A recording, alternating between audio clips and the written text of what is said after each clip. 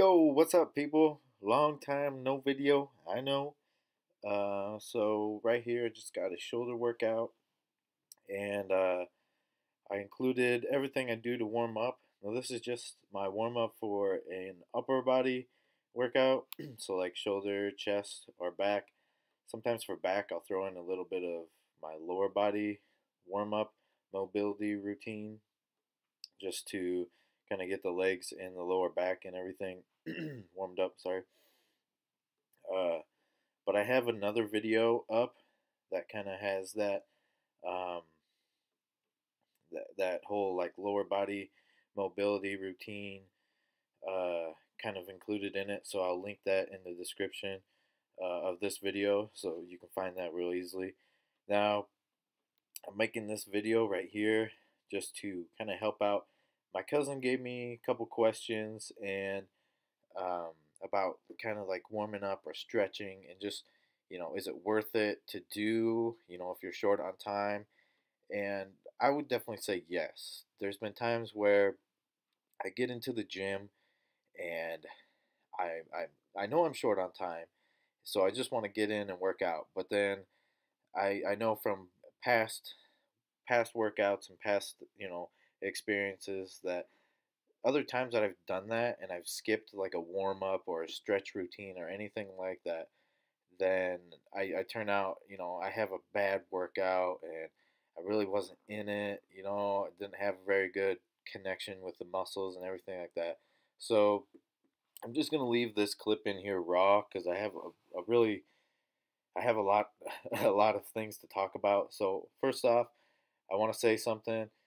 If you're gonna do legs or really anything in particular, I guess, um, static stretching, save that for after your workout. Trust me, it's gonna feel way better.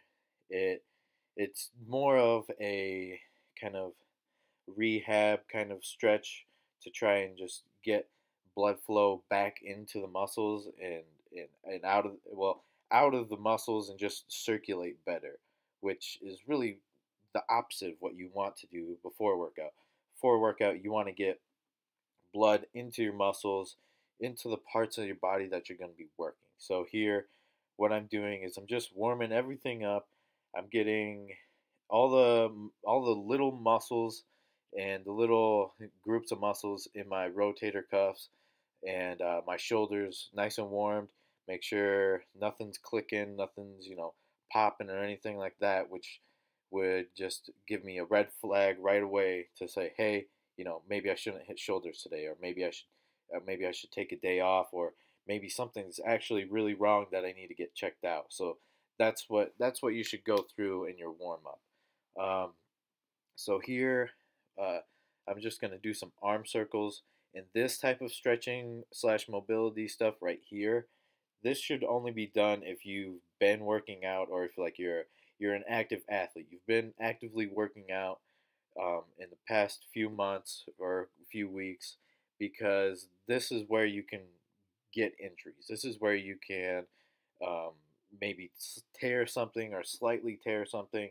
So I would only recommend doing these at like the speed that I'm doing them and with the force that I'm doing them. If you are an active athlete, if you have been performing lifts and workouts in your past, in the recent past. Other than that, if you really wanted to stretch those areas out, I would just continue to use more band work, like I showed in the beginning of this video. And when you're doing those rotator cuff exercises, you'll see a lot of people in the gym using dumbbells and doing they'll have their arms 90 degrees bent at 90 degrees, elbows against their sides, which is what you want, and then they'll be bringing the weights out. They'll be uh, laterally rotating their arms, away from their body. That's that's not really doing anything. If you think about it, all that weight that they're holding is being brought up, is being brought vertically down. Like the weight that's affected by gravity is vertical, which is not the way those muscles run. So, and it's not even the way you're moving the weight. That's not the plane. You're working with two different planes on that exercise right there. So what you want to do is either use cables on a machine, or like how I use the bands, just tie it off somewhere about right where your arm makes a 90 degree with your body, and then just keep it right there. It should be very lightweight, maybe 5 pounds, maybe 7.5 at the most. And then all you're really doing is just focusing on bringing that hand or that fist in towards your body and slowly letting it out, back in and out, and then that should really just warm up the outer head of the deltoid, and really it's a really good rotator cuff warm up. So after all that, after those arm circles, I did some scapular retractions, and that's really just to focus on like a mind muscle connection. So right here for these Arnold presses, I'm making sure my scapula is retracted, and those upper back muscles are engaged and they're tight. So that's going to let me focus on more of my delts, and make sure I'm using those, and I'm keeping my shoulders, my shoulder joint, in a very mechanically advantageous position, and I'm avoiding injury that way by keeping my upper back tight, and I'm not allowing my shoulders to be loose where something could pop out of place or something could tear very easily. So for these Arnold presses, I just warmed up with a 35 and a 40, and then I just hopped right into 55 and took that up to 65 pounds for just seven 7 to 8 reps each set. I think I did about 3 or 4 sets, and then I kind of backed off a little bit, brought it back down to 55, I think, and just did some nice easy sets just to get more volume in, about 10 to 12 reps there. So here you'll see me doing some other shoulder mobility stuff, and I'll keep doing this. Like if my shoulders don't totally feel warmed up, I'll just keep doing exercises in between sets to make sure they're warmed and make sure they're ready for the rest of the workout. And one of the best uh, mobility exercises to do for your shoulders, to do on any type of like upper body day, would be I call them wall slides, and I didn't include them in this video, and I don't know why. I guess I just kind of forgot. But you just stand up against the wall with your back against it.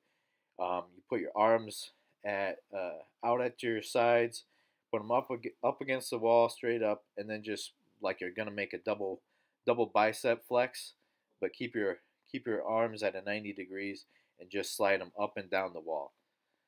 This will keep your shoulders in a great position to avoid injury again, and it'll allow you to kind of make that mind muscle connection of where you should really be pressing in a pressing movement. So after that, after the Arnold presses, I did I don't know what I did actually. I think I did some lateral raises. Yeah, I did some lateral raises. We don't have the light dumbbells like 10s and 15s here at the home gym, so I just grabbed some 10 pound plates.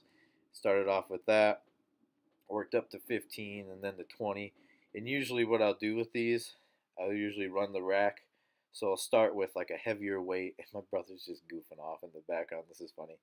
But usually what I'll do is I'll start with like a 20-pound dumbbell, maybe sometimes if I'm feeling really good at 25, and I'll go 20, 15, 10, and then no weight. And this is like a really good exercise if you want to do it that way, to get a really good shoulder pump going, and you'll really feel the the middle delts. You'll really feel that. So for here, I'm really trying to lead with the elbows. I'm trying to bring this weight up with my elbows first, and just let the rest of my arm follow. And you also notice I'm as I'm doing this, I'm like kind of subconsciously at this point twisting my hands so my pinkies come up at the top. That also puts more focus on bringing the elbow up first. Because if you try and if you can do lateral raises and not have your elbows come up first, and that's going to give you some results. But um, just leading with that elbow kind of makes sure that your upper arm is the one that's being uh, brought up first, which is what that medial delt does. It brings up your upper arm and allows it to come up towards your head this way. So that's really what I'm focusing on, and I kind of did a makeshift variation of what I usually do for running the rack. I worked up to 20, and then I decided just to do a drop set from 10 or from the 20s to the 15s to the 10s.